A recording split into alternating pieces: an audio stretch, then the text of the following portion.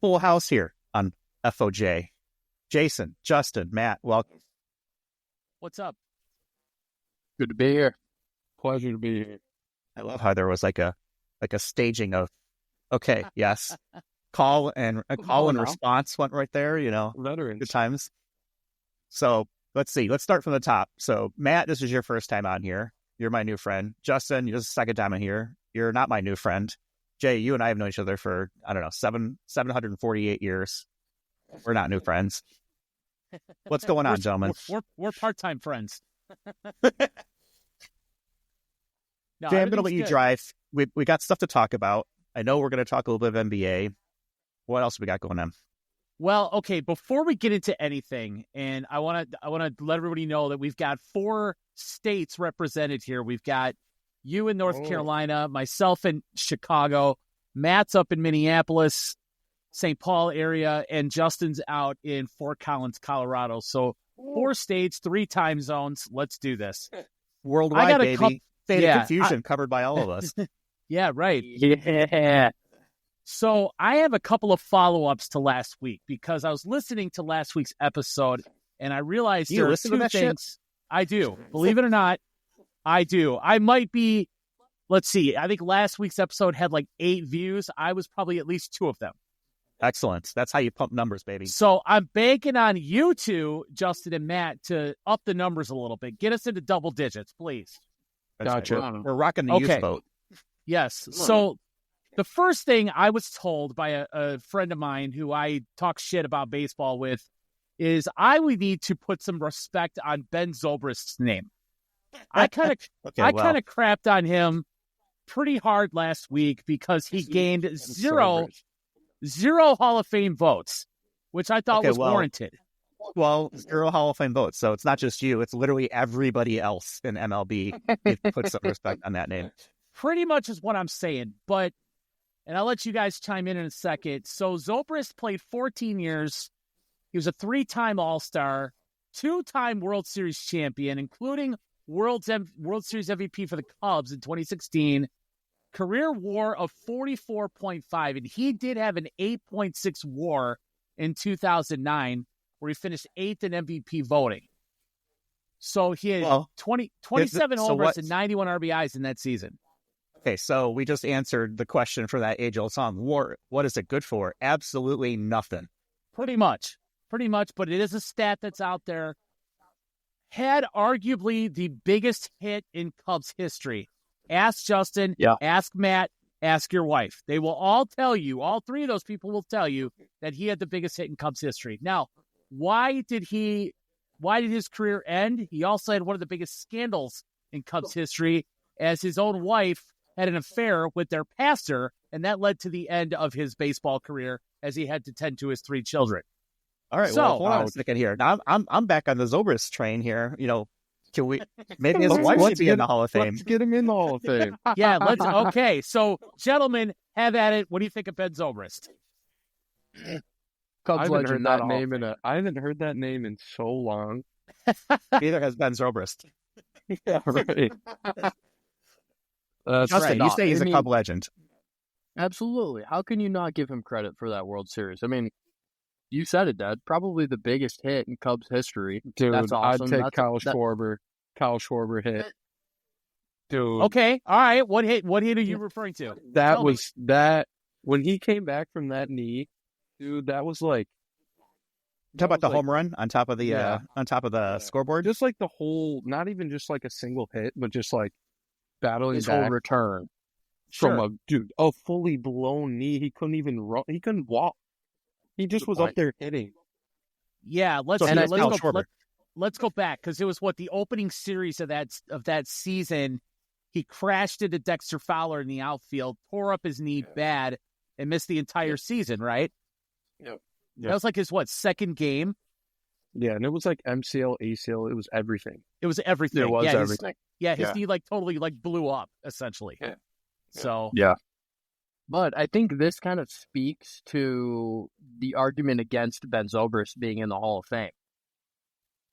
This guy Matt thinks that Kyle Schwarber is more memorable that whole playoff run. You know what I mean? Like I'm sorry, you don't get one big hit in for a storied franchise and make the Hall of Fame. This isn't. We're not handing out participation trophies. I'm sure. I mean, whatever. Shots fired, Justin. Jeez, I'm just love it. Hey, I'm with you, man. I'm like, he is a forgettable player as far as I'm concerned. Yeah, great moment, great story, yada yada. Definitely should not be in the Hall of Fame. You know who I kind of compare him to is Torrey Hunter. Little Twins reference. Love that. Love that. Very, very similar, like just solid career, but just not much that was memorable, like truly. So Hall of very good, Hall of solid. Hall of solid. Like Hall of above average. Yeah, love that. So if you get a bust in the NFL Hall of Fame for being in it, what do you get for the Hall of Average? Amazon gift certificate? Yeah, I would say a be our guest pass to Chili's. How about that? Buy nuns. Maybe a new pastor for Ben Zobrist. I would hope he has a new pastor by now. Yeah. So yeah, apparently he was story not the answer to all your problems. Rough story for Ben Zobrist. Rough ending for Ben Zobrist, but he did have a decent career. So, well, I'm with Justin on this one. Fantastic. Thanks for the hit. Thanks for the memories. Yeah. But Hall of Fame is a different level, baby. That's not happening. Yeah. No. And we're not the only one. If he gets 0 votes, that means everyone else is thinking the same thing. Pretty much. That you said that he finished 7th in MVP voting. What was it? 2009. I think it was 8th. He had one really, really good year. One. Yeah. Well, and that's the point I'm going to make. That's the highest you ever finished in MVP voting, and we're going to make an argument for you to be in the Hall of Fame? No, sorry. Yeah, truth be told, I don't even know why he was on the ballot, to be honest with you. But, yeah, he was. So. Hey. Okay. I think we settled that one. Zobrist, you're gone. Zobrist? Out of here. Sorry. Okay. So, Jeff, I don't know if you have a sound effect for that one, but, Zobrist, no bueno. So. Let's see. Oh, it was muted. Here we go. I'll try it again. There you go. There you go. 100%. Okay, so my second follow-up to last week, I need to take you guys back to 1996. Jeff, you brought this up. I never followed up on it, and it's the summer of 1996. I know where you're going. What was the orange story? Mm-hmm. I thought about that after we recorded. Like, wait, we never got that story out of you. So, yes. So I did a little research, and Justin, Matt, go back and listen to last week's episode. You'll understand. You'll get some context on this, as I had a medical procedure that involved a not very fun part of my body. And an orange. Happened. Yeah, but yes, and an orange. But it did win me the FOJ MVP last week. That's right. Congratulations. First ever FOJ MVP award went to you. So summer of 96, we're in the middle of summer, although it was raining that day. We're at the World Music Theater in Tinley Park, Illinois, watching the Q101 Jamboree. Okay. And this was like a music festival of like alternative rock music. Some of the names you guys might recognize. I know they're probably oldies to you, but they were, pretty popular when we were there.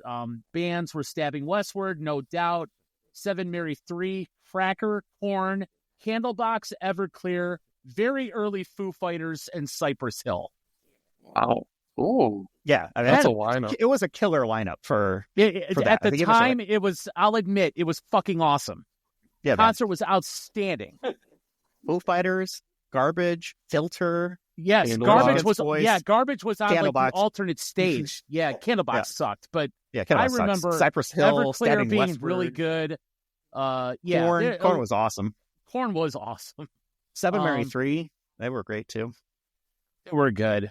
So we got there at like 11 o'clock, and this is like an all-day thing. 10, 12 hours worth of music. I mean, we're out there. It's probably a couple thousand people. Middle of the afternoon, and it happened to be in between. I forget who it was in between. It was probably 3 or 4 o'clock in the afternoon. We're out on the lawn amongst thousands of people. And we're just kind of laying there and just kind of, shooting the shit and, waiting for the next band to come on. And I kid you guys not, out of freaking nowhere. This thing came from what seemed like 100 yards away is this orange that was thrown by somebody. It was from orbit. It came straight down. Straight down, and it hit me square in the nuts out of nowhere. And I kind of saw it coming like at the last second, so I couldn't really move. But Jeff was there. Our friends Chad and Jeff were also there. Probably one of the more painful things I've ever experienced, but it was funny as all hell looking back on it. We're all just lying there in the fields, and, all of a sudden, P1, direct hit, sunk your battleship. This thing just came out of, like I said, it came from orbit. P1. We're using trigonometry, like, where'd this thing come from? And we're pretty sure it came from space. Yeah, this thing was like an asteroid coming out of orbit to hit me right where it counted. It was so bad. It hurt so bad. I felt that thing for, couple decades. Hours. It was awful. Yeah. No, apparently 29 years. Yeah. Well, it explains why Justin is the way that he is. That does explain a lot. Yes. That was good. Good call, man. I like that. But yeah, so that is one of only 3 times I've ever been hit there. The other 2 times, one was playing basketball in middle school, and the other time was playing street hockey when I was about 10. So, but that one was the worst. So that is the orange story. And I don't know if that resulted in what I had going last week, but hopefully not. Sounds like we need the FOJ show to grow big enough to eventually identify this suspect who threw let's track this guy order. down. Yeah, we need. We need a post on Reddit, create in the FOJ show subreddit, and we'll get the internet loose on this. We'll take pictures. We'll have, we'll have all the information out there, and the internet will find this person in probably about 20 minutes. Well, they do say you can use the power of Twitter to get stuff done. So I'm hoping the power of the FOJ show gets this done, because this motherfucker's been on the run for 29 years. Right. And I need to find him and pay him back, if you know what I'm saying. Yeah, he needs to pay you back for the procedure that you had, Ledwin. Twice. Twice. True, not just once. But it was a great concert, man. It was a great concert. And not that the FOJ show MVP is worth it, because it totally is, but I would trade that MVP for that not happening anytime. So, well, that's blasphemy, first of all. And I am on the verge of rescinding your award if you're going to trade it, just in the absence of, having tubes shoved up your nether regions. I was just about to say, I think I would take a hit to the nuts to watch the Foo Fighters live. Early Foo Fighters, too. I don't know. Very early Foo Fighters. But yeah, it was awesome. It was good. Foo Fighters are great. I remember them. I just remember Foo Fighters and Filter was awesome. And then Korn. That was their first album. So they had like Blind and All Tongue and a whole bunch of different stuff from that first album that came out. And when they did Chutes and Ladders, that was like game over, baby. Mosh pits, the multiple crowd mosh pits in the grass, in the field. Absolutely bananas. It was so awesome. And I do remember distinctly, ever clear, they had like one hit at the time, if you remember. But me being an 80s metalhead, airband or hairband rock guy, they covered Sin City by AC/DC, and it was phenomenal. So that was one of the highlights of my night. So I don't know. Are you guys concert guys? Do you guys like going to concerts? Well, when me and Gwigs think of rock music, we're thinking of like Nickelback, Creed. No, we said rock music. It's a different time now. It is. Nickelback and Creed were in the heavy CSP baseball rotation last year. But Foo Fighters was also in there pretty heavy. So we, a little bit of everything. And anything, you got to understand too, anything before the year 2005 is Dude, I was thinking that exact number. What about things like System of a Down or Rage Against the Machine? Rage Against the Machine, that's a huge one. Good music, but old classics. Seether's good. Don't know those. So you guys, right. so you're saying those are like oldies to you guys? Is that what you're telling us? It's classic rock, Yes. Jay. Classic And rock, it's all in the same category for me. Like anything previous or prior to 2005, yeah, it's just oldies. Okay. Doesn't mean it's not good. And like I said, the Golden Bears weren't bumping it on the bus last year, but Well, hey, so what did the Golden Bears bump on the bus, so to speak, Wagon last Wheel. year? Tell me that's not true. Wagon Wheel was the win song. Everyone on the bus, that was the first song that would play, and everybody would sing, and it was awesome. So I don't want to hear any slander. Is that what we're saying? You're I'm rocking saying heroin. I'm saying that song is played every 10 minutes in my house at times, and I fucking hate it. Yeah. And Justin knows it, but I understand that. It got repetitive after beating Bemidji. I'm sure. That's funny. That's funny.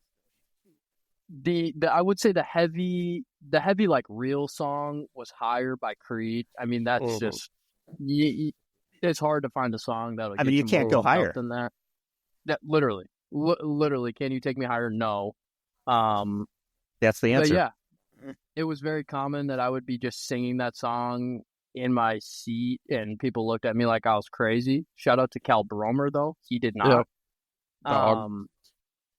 But yeah, no, there was just we had a wide range. Two Phones, Kevin Gates. I mean, you name it. I could go on and on. But so, what year was this? Mainly last year, I'd say. Sherman, do you agree? Yeah, it was like last year and the year before we really got into it. So you're rocking. What's Scott's test band? What is it? The higher Creed. You're rocking Creed last year. Oh yeah. Now, Jay, we knew Creed way before then, right? Scott Stapp's the lead singer of that. We are OG. We are OG. Would you have Creed. ever in your earliest inclinations of Creed have said, "Oh, that guy's going to be Frank Sinatra in a movie about Reagan someday"? No, but maybe we may have to credit the CSP Bears for perhaps sparking the new interest in Creed that has now brought them back from the dead, as they, I believe, are going on tour this summer. It's all us. Everybody's on tour. I know. That's the only way musicians make money is by going on tour. We talked about this, but I'm saying because they kind of kicked Scott Stapp out of the band and then reformed as Alter Bridge with a new singer for a while. Okay, yeah. I forget about Alter Bridge, yeah. Yeah. Which I forget who the lead singer is, but Miles Kennedy, baby. Miles Kennedy, that's right, of Slash's Steak Pit fame. But yeah, but no, Creed is back and supposedly better than ever. So we'll see. Well, we'll see if they ever went any higher, I guess. I guess. When you guys are talking about like 2005, 2015, I'm thinking like Linkin Park. Oh yeah, we were banging Linkin Park too. Yeah, Red Hot Chili Peppers, White Stripes. I don't know if you guys. I was a big Daughtry fan. Daughtry, all right. Daughtry, they got some bangers. Daughtry of fourth place American Idol fame. Yeah. Where does I need to know this? Where does Steve Miller Band fit into all of these genres? I'm a big Steve Miller Band fan. Yeah, I had a great time at a Steve Miller Band concert a long time ago. Yes, we did. I'm a big fan. Probably considered classic rock even to us. They were out in the 70s and early 80s, I think. Yeah. But a lot of good tunes. A lot of good tunes by Steve Miller Band. And I believe they still perform to this day. So Yes, they do. They just performed about 10 miles from my home here in Fort Collins, Colorado. Ooh, nice. How's that Chili's doing? Nice. That's funny. That was good. I only saw them once. I didn't really care. I don't follow their careers, but it was a great concert. I had a good time in there. So I'll go with that. Yeah, I believe if I remember right, the Doobie Brothers opened up for them that day. Yes, Doobie Brothers did open for them. Yes. That was also at the World, if I remember. It was. Yeah. It was. Needless to say, I did not get hit with an orange that day. Unfortunately. Yeah. Well, we were in the pavilion that day, so I was a bit more protected. That's true. So all right. So this past weekend, I just got home yesterday. I spent last weekend up in your neck of the woods, Matt, up in the St. Paul area. We were up there for CSP's annual baseball banquet, which neither one of you were present for, but you were both mentioned. So you could bank on that. So they talked about your last year's season pretty extensively, which was pretty cool. But while we were there, I got my first taste of live Timberwolves at the Target Center. Oh, cool. Yeah, pretty much. The game I saw was no Anthony Edwards. Wizards? Yeah, they lost to the Wizards, who had only won 6 games all season. 6-41. So I'm like, oh, this is going to be cakewalk for the Wolves. Yeah, no Anthony Edwards, no Julius Randle, no, what's his name? DiVincenzo. I don't even know what the hell his first name is. Rudy Gobert? He played, but Naz Reid went out. The other way. Yeah, Naz Reid went out in like the second quarter. I don't know, with a wrist injury or finger injury, whatever, and never came back. They lost by 2. We sat in the upper part of the stadium, row X, the very, very back row of the entire stadium. It was way the hell up there. And we're sitting behind one of the baskets, but I got to tell you, you could see everything. Even though the T-Wolves lost, we had a fantastic time. First time at the Target Center. Now we also know who X didn't give it to, because if you're sitting that far back. Yeah. That's right. What was that? Was somebody sawing wood over there? What's going on with that? That was me. Thank you very much. Yeah. So, Matt, have you been to the Target Center? Have you been to a T-Wolves game or what? Yeah. I haven't been to one this year, but I went to a lot last year when they were actually good. Okay. Well, they're about 500. They're still good. Like, they're still a playoff team. Everyone's just like, we had to get rid of Cat. It just had to happen. We had to clear the cap space because I want Anthony Edwards for 20 years, $1.2 billion. I don't care what he needs. We're giving it to him. Yeah, he's something else. He is. Yeah. He's quite the player. Yeah. And I got to tell you. Go ahead. Julius Randle is actually better than I thought he would be for that team. Yeah. Yeah. Everyone hates on him, but it's a different dynamic with him. He's just it's not what Cat was, where Cat was just like a pure scorer, kind of like a big man. Julius Randle is just like a second option. Yeah. And he's just kind of like, he don't care. Like, he'll just like fight someone on the court. Like, and guys in the NBA don't do that anymore. Julius Randle will just straight up like fight you. They should. That's when the NBA was good. Do that. He's once a thug, always a thug, and I'll always pick one of those on my team.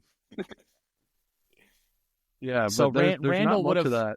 So you're saying Julius Randle would have thrived in the '90s in the Eastern Conference with the bad boy Pistons and the Chicago Bulls and the New York Knicks, and he's just a little bit bigger. Like he's a built dude.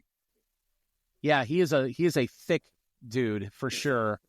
But he would have thrived in the about 30 years ago. So I don't think he would have made the court because the skill level would have been so much different. Wow, that's true. Yeah, sorry, man. I'm an old school basketball. Give me the Jordan years, and it was a different game. I think Julius Randle would have been better back then. Julius Randle can bang. He can bang a little bit. Yeah. He can throw bodies around. That's for sure. I think that's why he's not as good. Like, he is a really good player, but I think he would have been better back then because his style is more old school. Sure. Like, that's why he's got 4 fouls going into the fourth quarter. I like that guy already. Yeah, I mean, it's they give you 5 fouls, you're going to use all of them. Right. Yep. But how about that freaking Lakers Mavericks trade?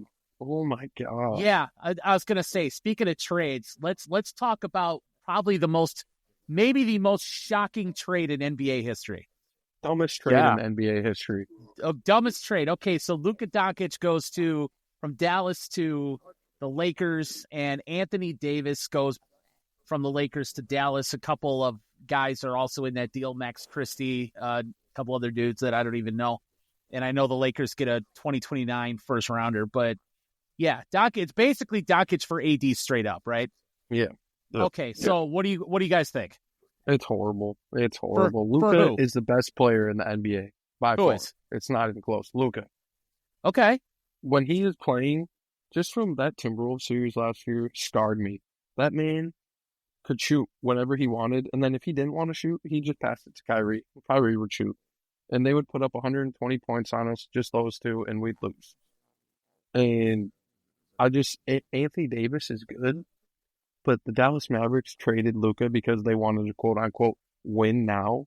Anthony Davis is not a winner whatsoever. He sat on the Pelicans for, 8 years and didn't win anything.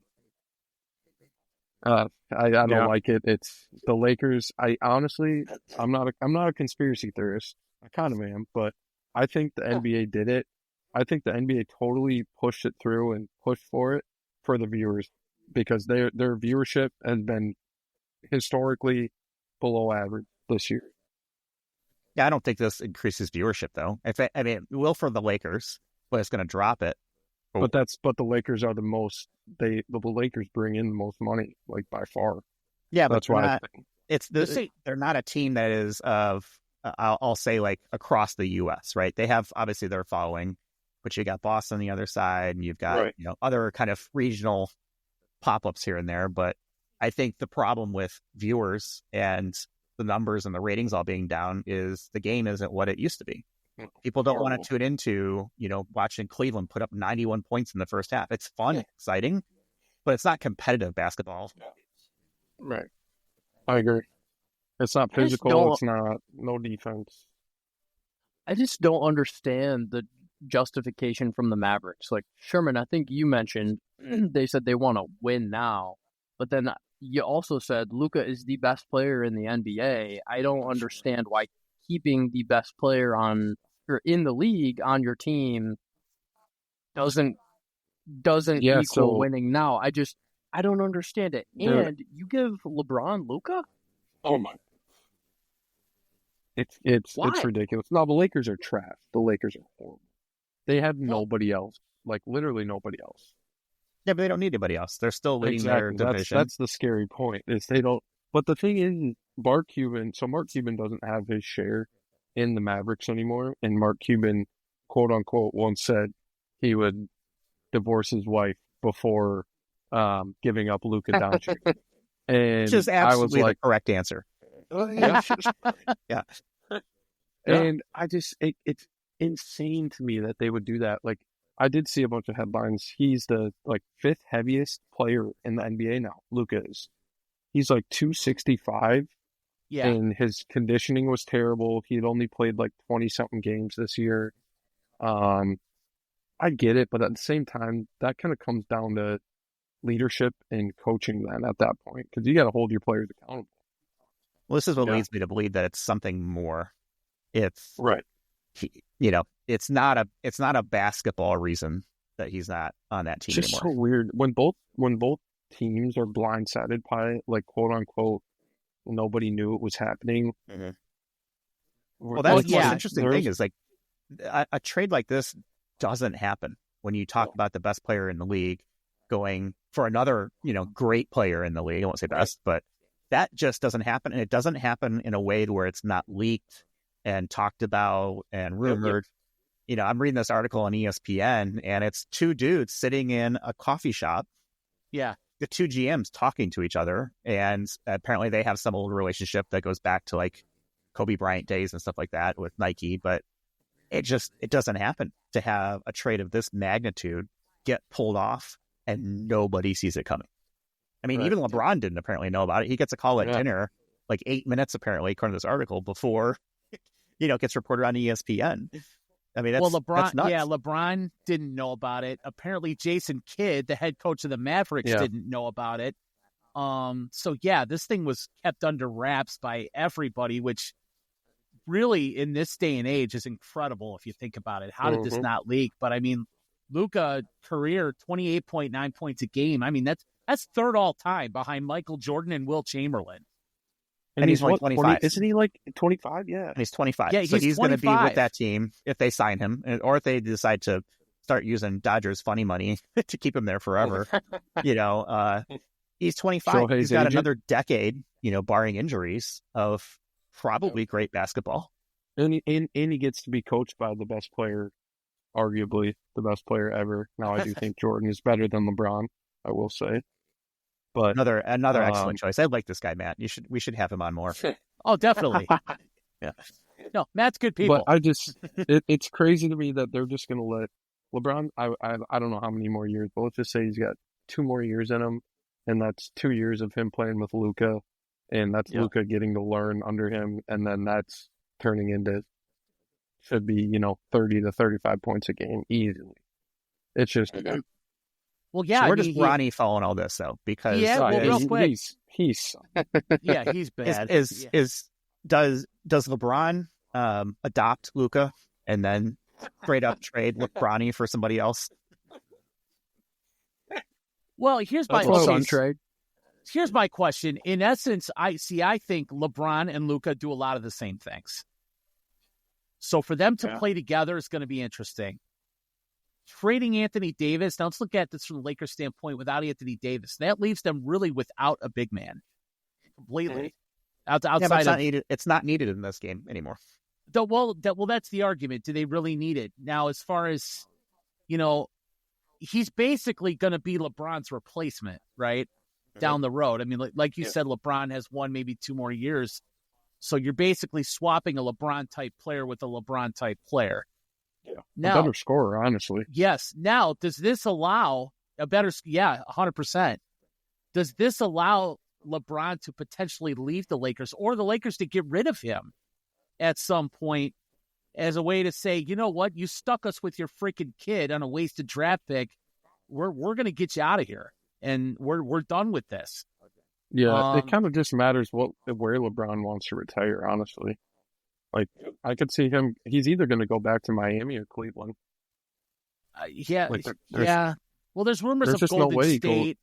Yeah, there's rumors of Golden State that, him and Curry want to play together. My problem is LeBron can't do jack shit by himself. What are they trying to build Mount Rushmore over there in Golden State or what? Those guys are too old. I know. That's not going to work. Not LeBron. Yeah, but that's the perfect. Let's give it one more try type of season, type of attitude, right? Okay, let's give it one more. We're all retiring here in the next year or two. Let's go out with a bang. Let's give it a shot. Well, I think that's Dallas' standpoint for doing this trade, because now you got Kyrie Irving, Klay Thompson, and Anthony Davis, who I believe are all 30 years old or over. Yep. And, they're like, okay, we're in win now mode, and they've got big guys. So Davis doesn't even have to play center for them because they got Lively and Daniel Gabbard. So, this could be a win now move for them.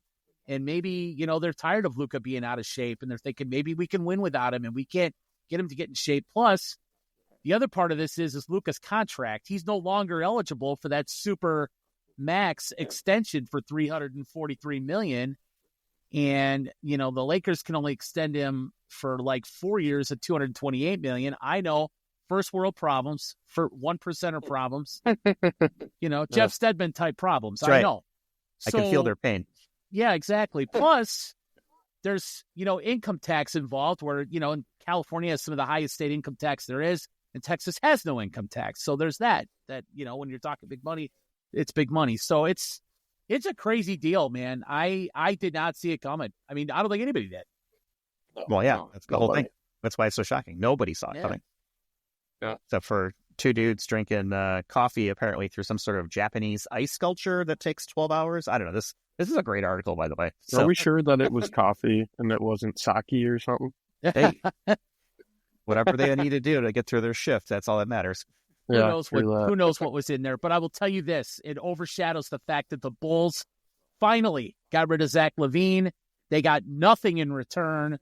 They got nothing when they traded DeRozan. They got nothing when they traded Alex Caruso, really, except for Josh Giddey, who sucks. They got no draft capital out of any of this whatsoever. They are arguably the worst run, and I'm going to say it. They're arguably the worst run franchise in Chicago, and yes, that includes the White Sox. But my God, I know, Wow. but ironically, they're owned by the same damn guy, Jerry Reinsdorf.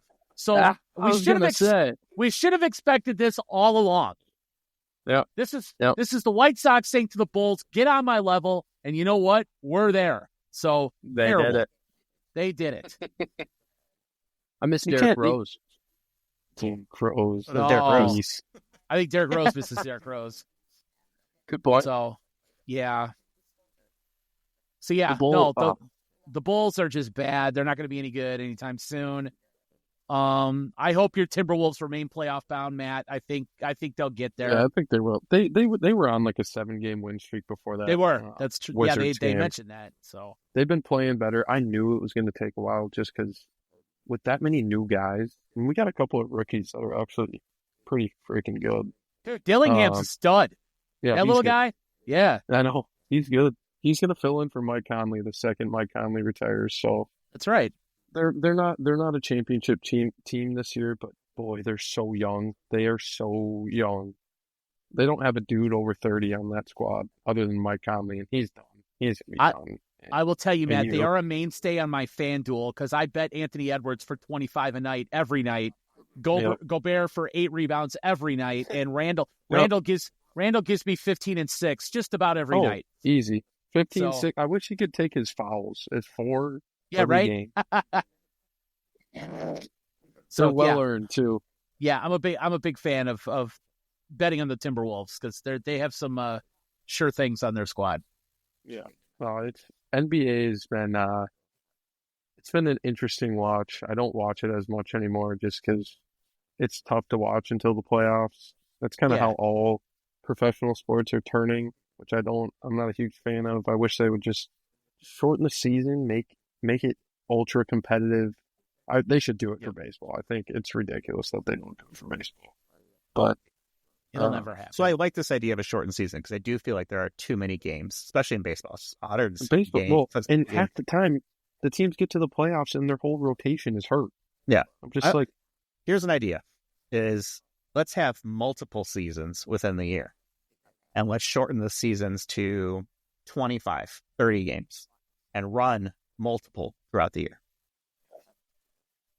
I think it's a great idea. The play-in tournament in the NBA is genius, where they get an incentive where each guy makes like $900K, even if you're a bench guy. If you win, the NBA Cup in the middle of the season.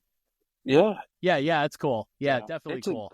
It's a great idea. It's just make a playoff atmosphere in the middle of the season or beginning of the season, but it's hard to get fans excited about that because it's the players getting rich, which is fine, right? Players going to make money, but it's not like you're winning anything. Right. You're not a champion of anything. Right. But it makes it easier to watch. It's a higher level when you incentivize it. I want to see relegation brought in, just like they do for soccer, is take the bad teams, move them down a league, and take the good teams from those leagues and move them up and have them go back and forth. I think that's a great system. A shorter season with relegation, I think, would revitalize baseball, basketball, hockey.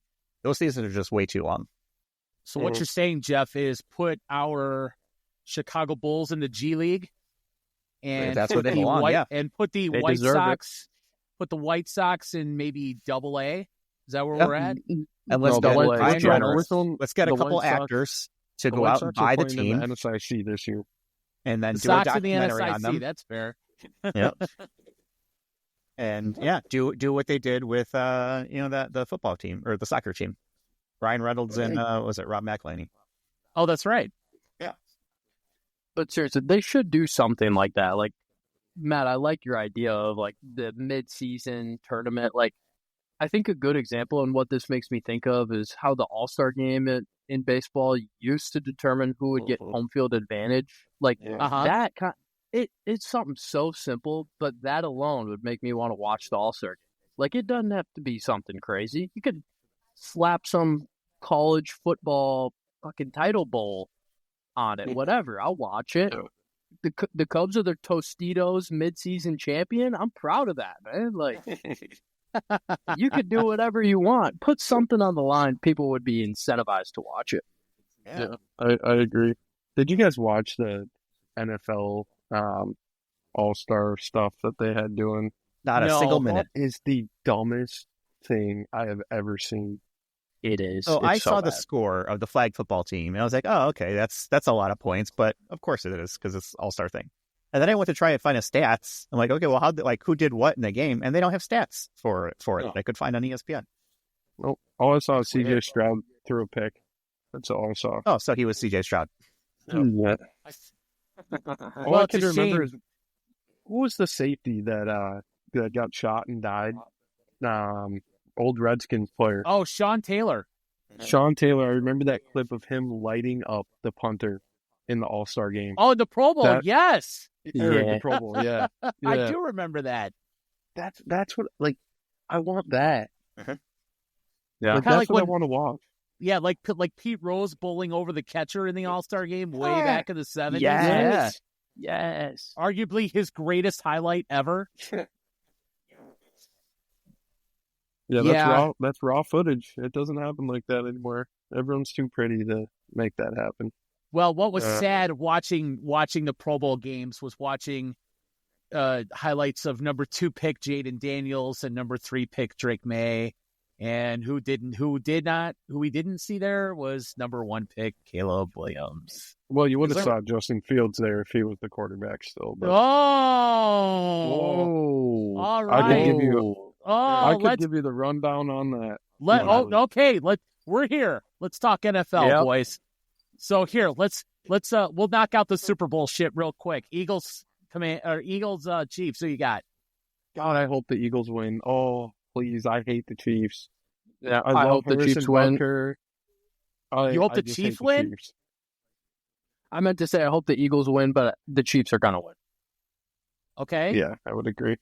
I hope we have wings and nachos and good Wi-Fi, and I'm hoping that I'll get my Barbarian to level 70 on Diablo 4. That's what I'm hoping. I can give a shit about this game. I'll watch it, but I don't care who wins. It's going to be a good game. It should be. I mean, arguably the 2 best, in quotation mark, teams of the year. And, playoff Chiefs is clearly a different team than regular season Chiefs who, bizarro bared their way through the entire season. Eagles are good. You can't say they're not putting up 50 points in a conference championship. I think the Eagles are the best team in the NFL. I think the Eagles win. But it wouldn't surprise me that there is some sort of magic. The Swifties come out in force, do something, and another horseshoe, just turns up for Andy Reid and Patrick Mahomes. So here's my take. So I agree that I think top to bottom, the Eagles are the better overall team, and I think they win a close one. But I got to tell you, and I can't stand them. The Chiefs, I can't stand. I hate the whole Taylor Swift crap. I hate the whole. I think Patrick Mahomes has bitch face. I can't stand. And the only part of that team I enjoy is Andy Reid, because I think he's probably by far and away the best coach in football. Dude, so, I was gonna. He's arguably the best coach of all time. He is up there. He's definitely in the discussion. But man, freaking Mahomes, he doesn't make mistakes when it matters. Yep. And he's kind of like LeBron for me. And I'm not saying he's the greatest of all time. No, I'm not there yet. But as much as I can't stand him, you have to respect his career, right? You have to respect what he's accomplished. You have to respect how good he is. I know there's some luck involved, but everything seems to go right for that MFer. And I know it gets old and tired, but he just doesn't make mistakes ever when it matters the most. The team doesn't. They're well coached. Yeah, but he's play disciplined football, but he is good. He's driving. I mean, he'll hit you with a backhanded pass or a little shovel or some crazy behind the back. Something. I mean, the no look. He'll hit you with something, and it just always works. And it's really incredible to watch. So, and I got to tell you, if he wins 3 in a row, he's right up there with potentially the greatest ever. he's going to get it. He might not get 3 in a row, but I think by the end of his career, I think he's going to be, no doubt, the best quarterback of all time. Because he's already won 3, right? And how do you find best quarterback? Is it purely on Super Bowl wins? That is my main factor, because the measuring stick. It's just like, he's not going to have the most yards. He might not have the most touchdowns. He's never the best fantasy quarterback. But at the end of the day, it's like, who's always in the championship? The Chiefs. And he's just the front runner of it. I don't know. Like, it's hard because it's the same thing with the LeBron debate, where LeBron is going to lead in points, or his stats are better than, he doesn't have as many championships, but I know that Patrick Mahomes is going to have the stats unless he plays for 12 more years somehow, but that man is just a winner, and that's what it comes down to at the end of the day. But people that don't play sports don't realize that. They think it's just the stats. Right. Yep. Well, that's why. Okay. Go ahead. All right. I just want to say this. I picked the Chiefs because of exactly what Sherman just said. People who don't play sports or never got super into the world might not understand it, but we used to use this term all the time in college baseball of like, we need to learn how to win, and you got to know how to win. And that really, I mean, obviously applies in professional sports, but when it comes to the playoffs, like, you can tell, like, I think you guys talked about it a little bit last week when you were saying, like, the Commanders just came off inexperienced and they came up short, and you could tell watching it. But in watching the Chiefs, they find a way every time. Mm-hmm. I mean, there were Bills drives last week where I was like, oh, this is it. They're going to do it. This is it. And then the Chiefs summon some kind of demon in their locker room, and then it goes the other way. But there's something to be said for that. They as a unit, and I think, Jeff, you were just saying it too, like, they are coached well and they know how to win as a unit. And that starts at the top with Andy Reid and Patrick Mahomes.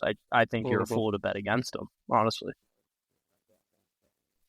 Well, Mahomes he's 29 and on the brink of winning his 4th Super Bowl. Most quarterbacks play into their late 30s.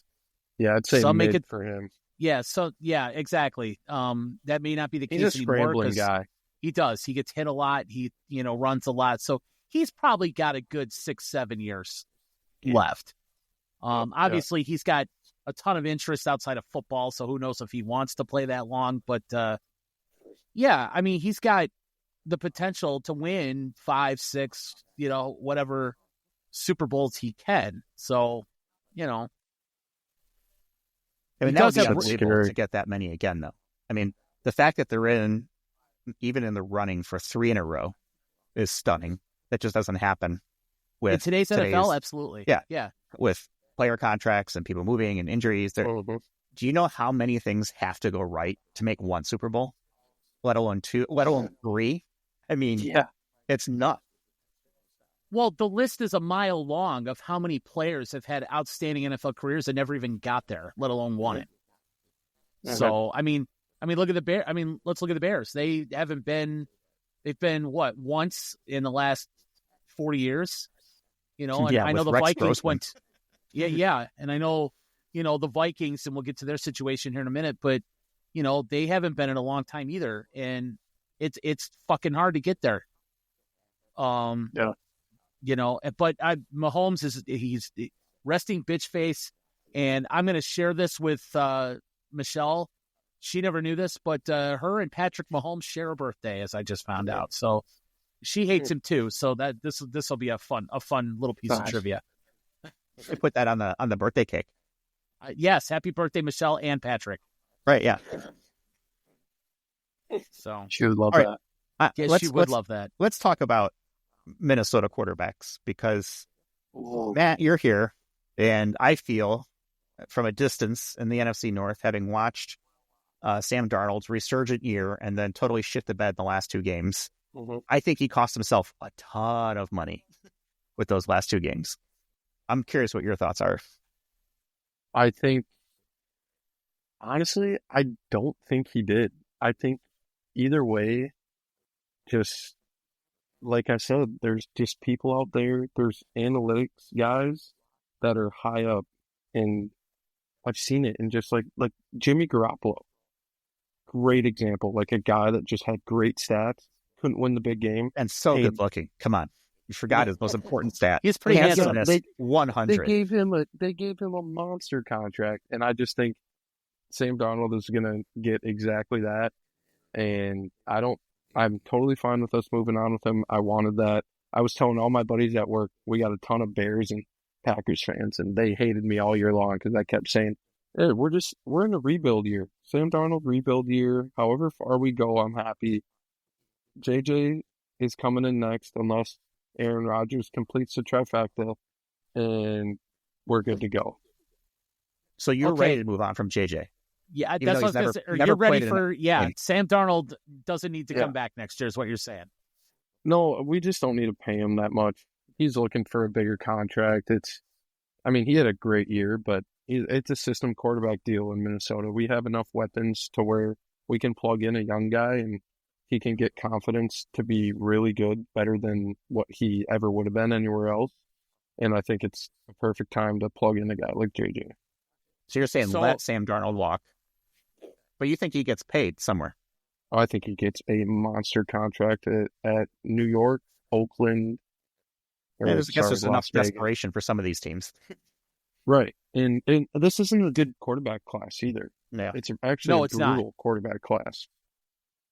So then you're looking at, you have a guy that's, quote unquote, established now. Like he's put up a good year in the NFL, and you have guys that put up semi-decent years in college. So I think he gets a big contract, like a 4 to 6 year, I'm thinking more like 2 to 3 year deal. I was going to say about 3 heavily years. incentive laden.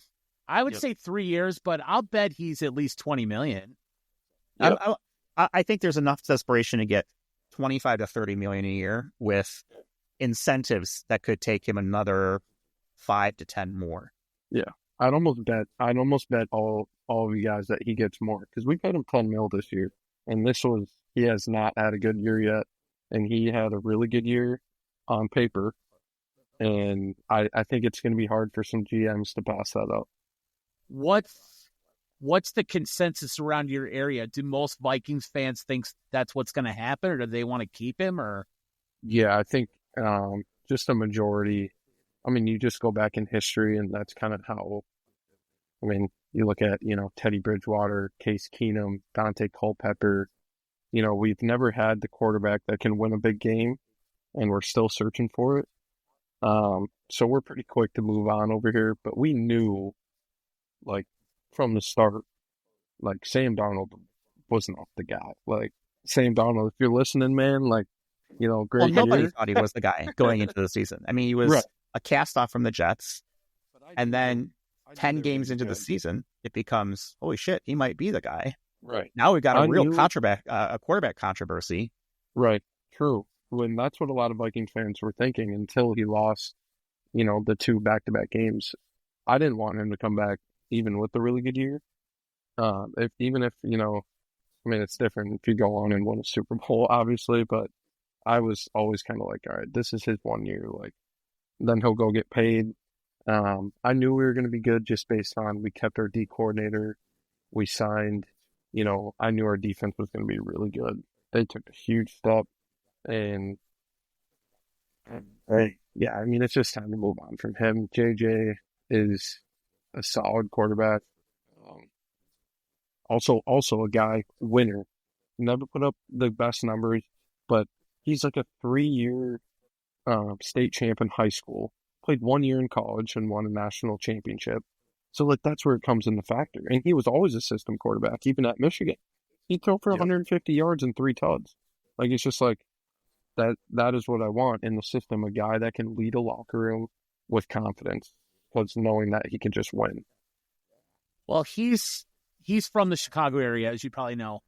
And he's been kind of labeled as an NFL potential quarterback ever since he went to Nazareth in high school. And then the COVID year happened and he transferred down to IMG in Florida because, they weren't playing football up here at the time. But yeah, I think his track record does speak for itself. And do you think that they go with him and maybe keep Daniel Jones as a backup and then just kind of go from there?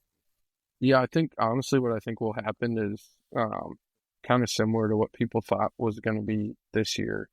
I think his knee injury was worse than what they were saying because he ended up having to get 2 surgeries. Right. So I'm guessing they said it was just meniscus. I'm guessing there was a little bit more. I'm guessing we're probably going to end up having to roll Daniel Jones out there for a game or 2, maybe even 3. I don't know. But, I mean, I was making an argument even 3/4 of the way through the year. If we'd have had Daniel Jones at the beginning of the year instead of Sam Darnold, we'd have been even better because I think Daniel Jones would have been really, really good in this system with a guy like Kevin O'Connell. So, I think we keep him. We might end up playing JJ right away. I don't know, but I think the knee injury is worse than what they were saying. Well, there's rumors and scenarios that JJ gets traded. What then? Yeah, I just, there's no way. I couldn't see it. I mean, if they're going to trade the guy, now's the time to do it. He never set foot on the field, and so you don't know what could have or should have happened. So and people are willing to pay a high price because this isn't a good QB draft class. They were saying that he would, like, if this was his class, he'd be the best QB on paper. So who knows? I mean, maybe if they'll give you a first and an all-star running back or something, it's hard to turn down. That's a gamble, man. That's a gamble. Mm-hmm. Yeah. I don't think you get a first for him. You don't get a first for what? I don't think coming off a knee injury, Either that or it's going to be heavily incentive. It's okay. Well, it's those escalating picks, right? We'll give you a 2. It'll become a 1 if the guy starts every game or something like that. Right. Yeah, that's fair. I just think you keep him. Then I mean, if you ship him, then it's like, why did we even draft him in the first place? Exactly. But I think if you're going to do it, now is the time to do it. Is because you don't know what could have happened. The guy got injured. Shit happens. It sucks, but it's part of the sport. I think if they ship him, it's because the injury was worse than what they're saying. Didn't they trade up to get him? Yeah. Well, they traded up to get Dallas Turner. That's what it was. I think we had the 15th pick or whatever. And he happened to still be there. That's right. Right. Because there's the scene of Sean McVay calling the Vikes. Oh, that's right. And he was like, I don't want to call Kevin. Like, he's going to go get their guy. Yeah. Which he's talking about JJ, and they call him. He's like, hey, are you getting your guy here? And he's like, yeah, I'm grabbing JJ. So, I don't know. If they kind of knew what we were doing, I just think there's, that was our plan from the start. I can't see it going any other way. I think Daniel Jones would be a great quarterback in our system because, I might be a little biased because he beat us 2 years ago in the playoffs at home. But that's Vikings for you. Okay. We'll go out and have a great year and lose by 30. That'll happen. Only good, but not good enough. Yeah. Right. Well, okay. As a Vikings guy, what do you think of what the Bears are doing? Okay, I've got one Bears fan and one Vikings fan. What do you guys think of what's happening in Chicago? Ryan Poles is the dumbest GM of all time. He fits perfect in Chicago. He should run the Chicago Bulls. Oh my gosh. Justin Fields, if you guys would have kept Justin Fields this year, now I get it. You're playing long term, but then you have all these old guys on the roster, DeAndre Swift, Keenan Allen, half of your defense. It's just like Justin Fields leads that team to a playoff. Whether it's a win or not, they're in the playoffs. I promise you. They were competing for a playoff last year. Justin Fields is a good quarterback. Like it pisses me off. Personally, I'm moved on from Justin Fields at this point. We got our guy, and you guys talked about this last week, so I won't hammer it home, but I loved I also loved seeing the Bears determine, hey, look, Ben Johnson's our guy. We're going to make it happen. We're going to go get him. And they did it. So I love where the Bears are at. I mean, I know we say this every offseason of, the Bears this next year are going to be really good. But I don't know. I loved it. I thought it was a very uncharacteristic move from them. And I'm positive for next year. I didn't think Caleb had a bad year either. I think he got way more flack than he deserved for his performance last year. Did you see numbers wise him and Justin Fields like side by side, like just like touchdowns, interceptions? No. It's like pretty neck and neck, and Justin Fields had a way worse team.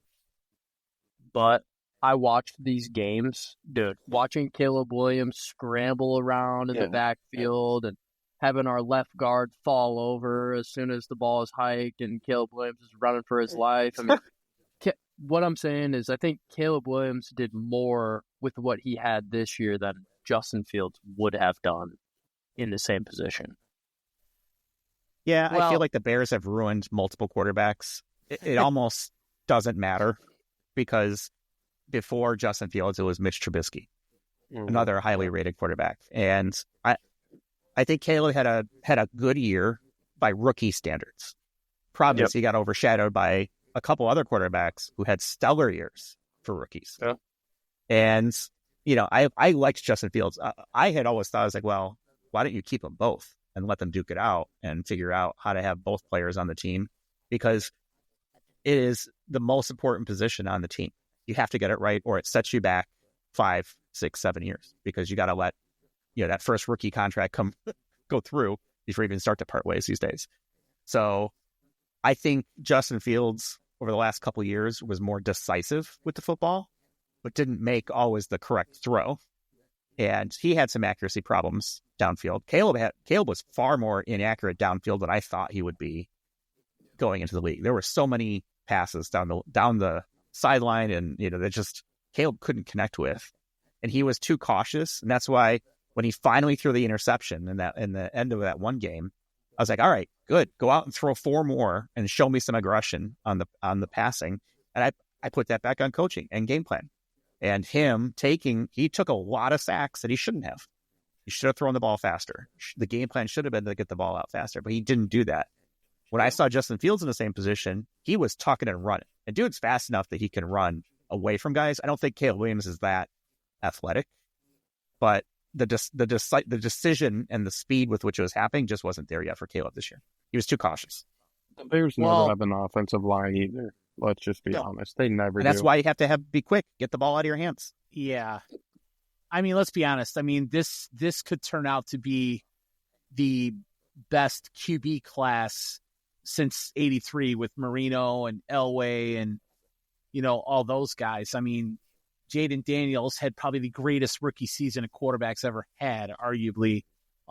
Drake May turned out to be good. Bo Nix took his team to the playoffs. I think if Michael Penix started earlier, he may have taken the Falcons to the playoffs. So you got, guys, even what's his face, Rattler in New Orleans showed a couple of moments, but he does, but I'm saying but he was drafted way far down, and I'm not saying he's great, but he at least played and was productive at times.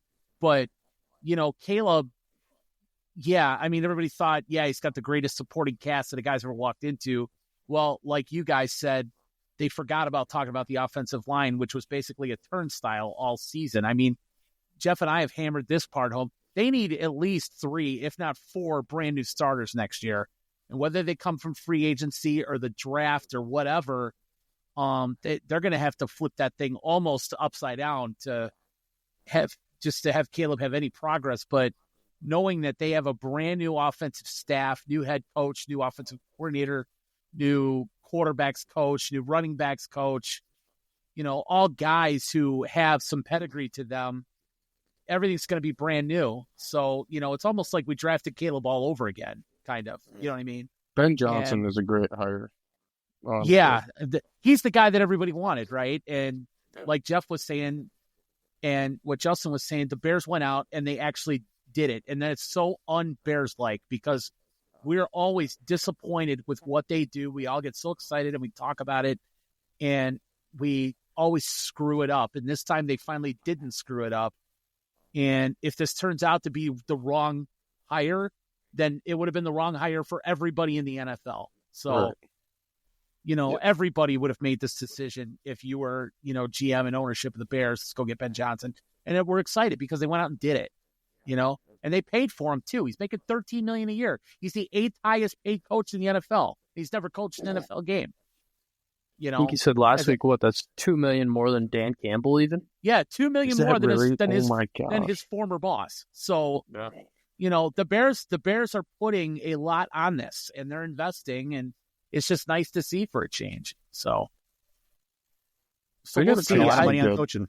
I mean, that's what we talked about last week. Is and they made a bunch of hires since the last time we chatted. So between Ben Johnson, Dennis Allen, and Declan, and I think they kept Richard Hightower, but they went and got Eric Bieniemy to be running backs coach. He's been a head coaching candidate before. Yeah, that guy was head coach.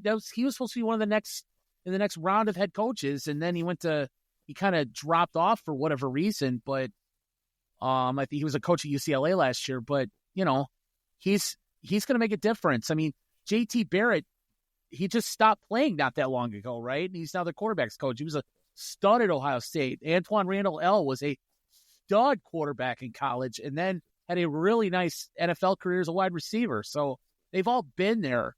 One of their defensive coaches, Al Harris, was a pest as a defensive back for Green Bay for years.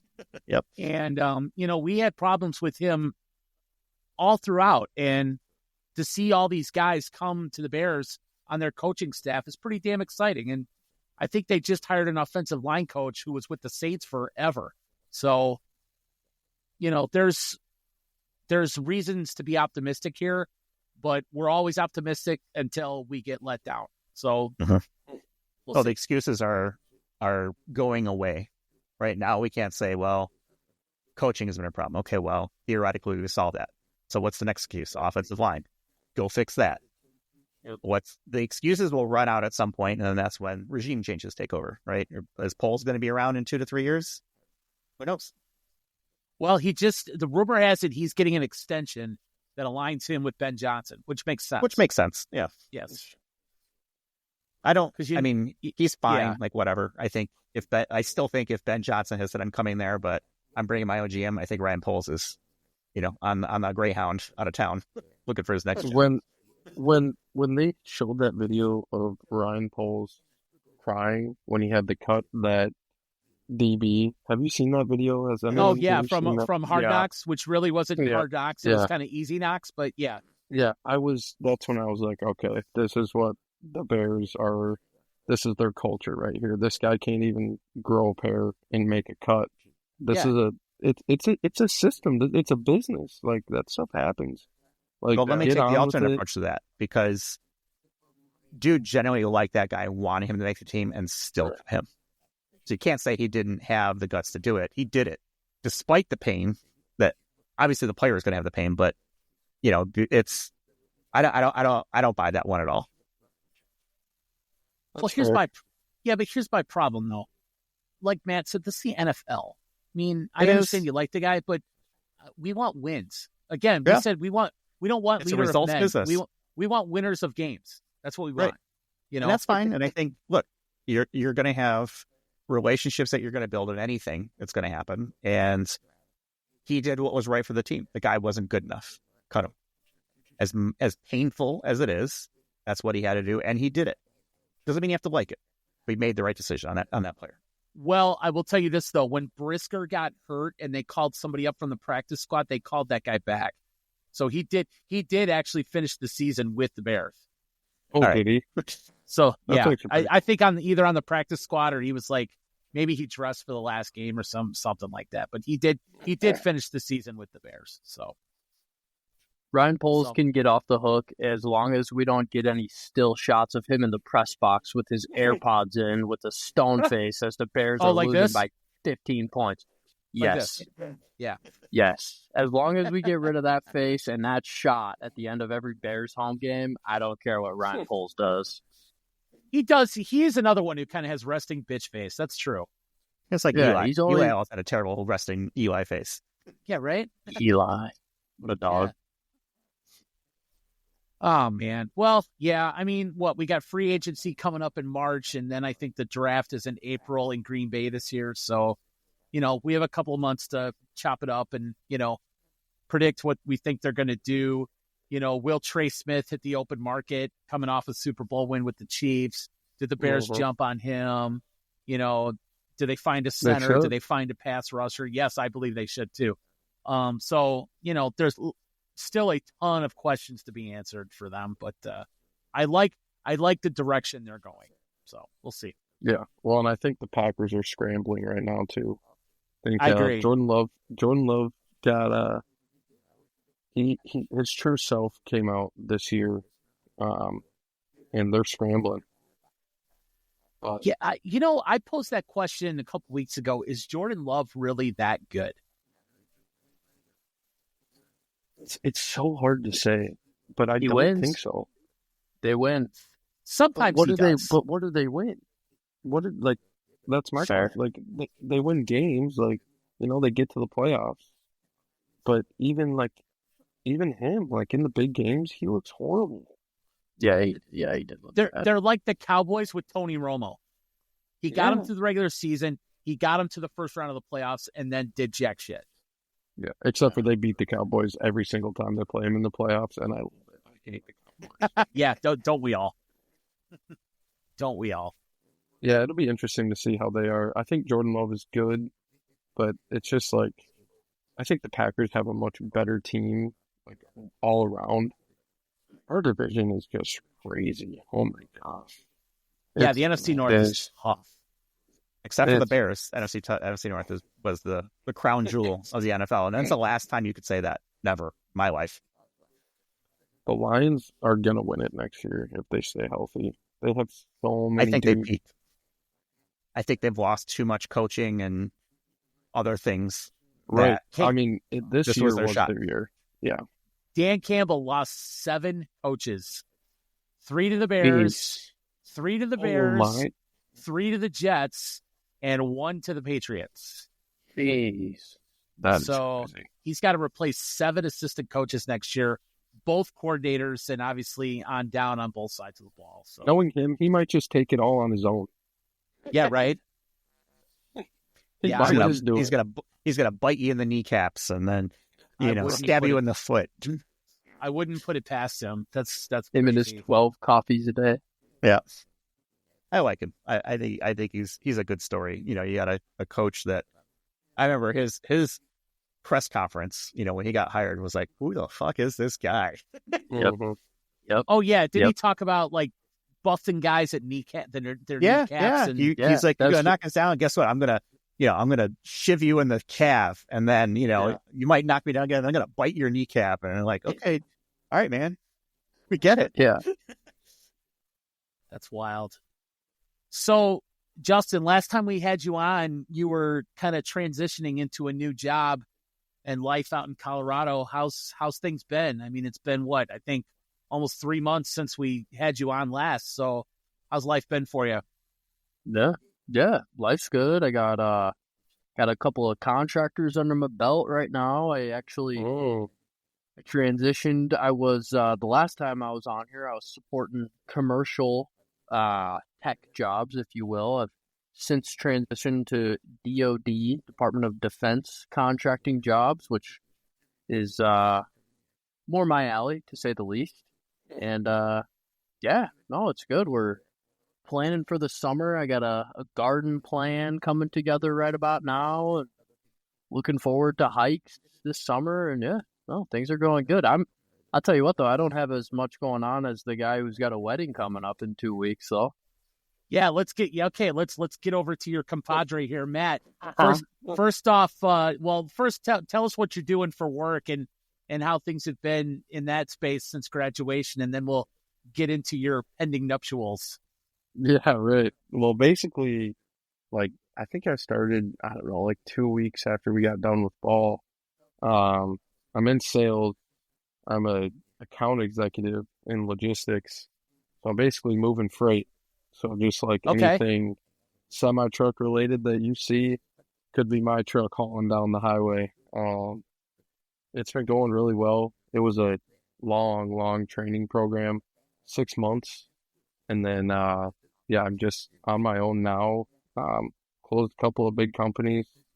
So just starting to kind of hit that upward trend. And cool. I mean, we have a kind of, just looking at it, we have an 80% turnover rate at our company. And that was eye-opening to me. And it was kind of like, yeah, I want to do that. Cause like, it's just like, it's just a little different gear in my head. You want to beat the number, right? You don't want to be one of those guys. So Yeah. I heard your teammate was one of those guys. Yep. Yep. Bryce took an early exit, but that's okay. It happens. Yeah. Sure. I think I came in with like 9 dudes, and it's me and one other guy. So yeah, no, it's a lot of fun, a lot of cold calling. I'm on the phone all day long. It's very like market based. Trump got in office, and I'm prospecting is what we call it. I'm calling businesses that are making American-made steel. That's a big one right now, just because our pricing is American-made steel is gonna go up or gonna go down because people aren't gonna be buying from China anymore. That kind of stuff. It's fun. It's fast-paced, very fast-paced. Young man's game. Other than that, though, I mean, living the life. Got a puppy. Nice. Getting married to the wife, soon to be over here. Gonna see my boy Gwigs in 2 weeks at the wedding. Yes, sir. Well, yes, I know he's excited, but let's talk about this wedding. So, how many people you got coming? A lot. It's gonna be like 200 to 210. Nice. Yeah. So we're partying it up, out. Is what I'm hearing. Yeah, we are for sure. We lucked out on the venue. We got a 2-sided venue. Normally they use it for 2 different weddings at the same time. But if you we got this deal. If you booked with them in February, you get both sides of the venue just to yourself for like half the price. And I was like, yeah, that's probably a good way to do it because I'm broke, and that sounds great. Oh, come on, man. You know Linda and Paul are putting in for this. Come on, man. I know Linda and Paul. They're gonna spare no expense on this baby. Come on, man. Yeah, no, it's gonna be awesome. It's gonna be a great day. It'll be nice to see everyone.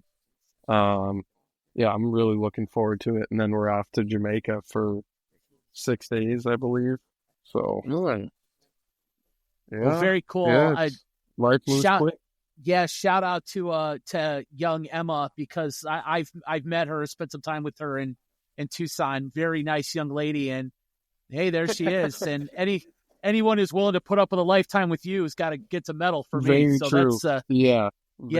That's she's awesome, and I'm sure you guys will have a great life together. So congratulations, that's very exciting.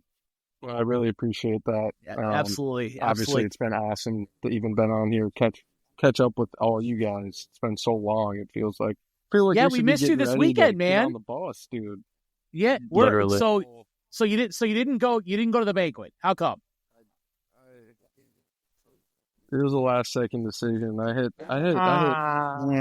hit Neil. Something came up. Yeah, I hit Neil with the sick text. Well, let me ask you this: was it kind of one of those things where you're just like, okay, that part of my life's over. I'm ready to move on. Close the yearbook. Turn the page. I love those guys, but I'm gonna kind of leave Neil where he's at, and it was just a more of like, I know I'm gonna go to a bunch of spring games and like support the boys. Yeah. But it was like the text in the group chat of like, we're gonna honor your class, like blah blah blah, this and that, and I was just like, I mean, yeah, we had a good year to like our standards, but like just like how like we were wired as a group, like like we won some games, we went pretty far, but it's like, were we really like do we need to be honored, like, in front of, we like, didn't do anything what worth is celebrating. Exactly. What is Kent Herbeck going to think of these clowns? Like, you know, like, it's just like, it's like, well, I don't need Kent Herbeck looking at me like, oh, these guys made it to the semifinal game in the conference tournament, you know, like, I don't know. I think it was very nice. It was very nice of him to do that. It was just kind of, you know, I wish I would have seen all the guys. That was more of it. Like, I do want to see everyone, but I'm going to go to a bunch of spring games. I don't know. That's their banquet. That's not ours to celebrate our team from last year at the end of the day. Well, I can appreciate. I like that. Yeah, I can appreciate that because, they did. Obviously, they talked about your guys' class a lot. And let me tell you, Kent Herbeck is a big MFer, dude. He's huge. He is He's enormous. huge. And I'm not saying he's fat. He's kind of gained a little bit of weight from, since he was playing, but he is tall. I can see why the dude hit almost 300 career home runs. He is a big motherfucker, man. Holy crap. When he walked in the room, I was like, oh, that's Kent Herbeck, no doubt about it. I was like, holy crap. Yeah. Oops.